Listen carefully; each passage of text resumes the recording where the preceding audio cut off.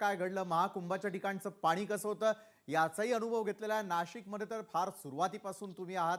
आज जे काय रूप त्या ठिकाणी प्राप्त झालेलं आहे किंवा विद्रूप झालेली गोदावरी जी आपल्याला पाहायला मिळते त्याकडे लक्ष वेधणं, त्यासाठी करण्यात येणाऱ्या उपाययोजना किती महत्त्वाच्या आहेत मला सांगा. केवळ आपण कागदोपत्री किंवा अशा प्रकारच्या चर्चा करून ते घडेल का? प्रॅक्टिकॅलिटीचं काय? महंत सुधीरदासजी, जी नामुष्की तिकडे ओढावली ती महाराष्ट्रात आपल्या नाशकात घडू नये यासाठी काय कराल? जेवढं प्रयागचं महत्व आहे हं. तेवढंच नाशिकचं देखील महत्व आहे. अरुणा वरुणयोर गावातून मध्ये सुटलं की नदी यत्र स्वच्छच प्राची असते हो. सरस्वती तत्र स्नात्वाच पिताच गोदावरी नमोस्तुते. म्हणजे नाशिकला देखील त्रिवेणी संगम आहे आणि अरुणा आणि वरुणा या नद्या रामतीर्थामध्ये येऊन बसतात. आता प्रशासनाची गंमत अशी आहे, देवज्ञानी आणि आम्ही याविषयी प्रचंड भांडण अगदी हायकोर्ट सुप्रीम कोर्टापर्यंत केलं की त्यांनी एक नदी संपूर्णतः बुजूनच टाकली आणि त्याच्यावरती पूर्ण रोड करून खाली रामकुंड खालपर्यंत येऊस तर झाकून टाकला. लक्षात ठेवा अजितजी, आम्ही लहानपणापासून आम्ही बरोबर वाढलोय. रामकुंडामध्ये जो पीसीसी बेड टाकला गेला आणि जे कॉन्क्रिटीकरण केलं गेलंय त्याच्यामुळे तिथे जे नॅचरल स्प्रिंग्स होते, लक्षात घ्या, आमच्या लहानपणी अशी गोदावरी घाणेरडी आम्ही कधीही पाहिली नाही. जरी गोदावरी बारामाही वाहत नव्हती तरी सुद्धा तिथलं जे पाणी आहे ते अतिशय शुद्ध होतं. माझे मोठे काका ज्येष्ठ पत्रकार सुधाकरराव डोईफोडे नांदेडला असतात आणि त्यांनी नांदेड नाभिस्थान आहे गोदावरीचं, तर नाशिक टू नांदेड या संपूर्ण मार्गाचा सर्व्हे करून गव्हर्नमेंट ऑफ महाराष्ट्राला त्यावेळेला शंकरराव चव्हाण साहेबांना हा सगळा विषय दिला.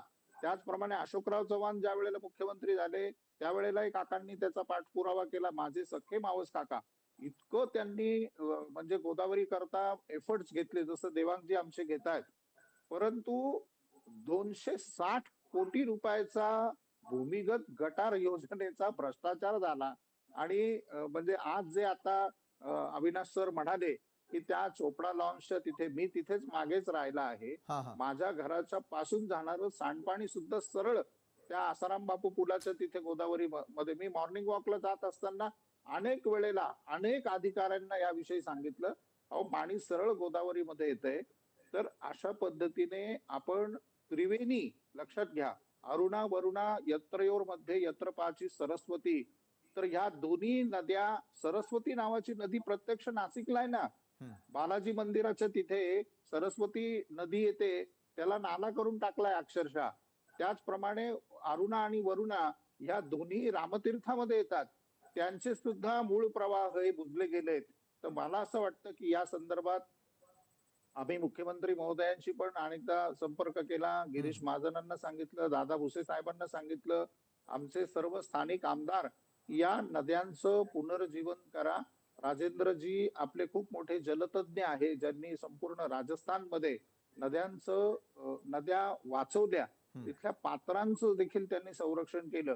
ते म्हणतायत, महाराज जी आप इतना पूरा भारत घूम रहे, सब कुंभ मेला का पूरा काम देख रहे, आप नासिक में क्यों नहीं देख रहे? ये कॉन्क्रिटीकरण करके नद्या पात्राखाली दबल्या गेल्या. तर बरोबर. मला असं वाटतंय की तो जो नॅचरल पार्ट आहे तो आत्ताच्या या 1300-1400 कोटी रुपये तुम्ही जे सगळे पाण्याकरता देतायत आणि ते जे प्लांट आहेत ना, पाण्याच्या शुद्धीकरणाचे प्लांट आहेत, हे गंगापूर रोडला मागे टाकले पाहिजेत.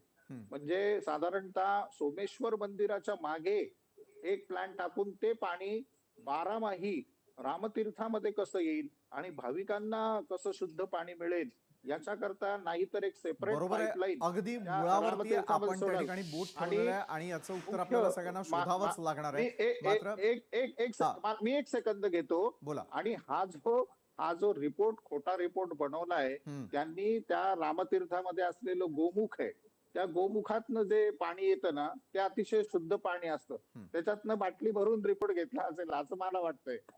बरोबर आहे. देवांग जानीजी, मी आपल्याकडे येईल. जब जागो तब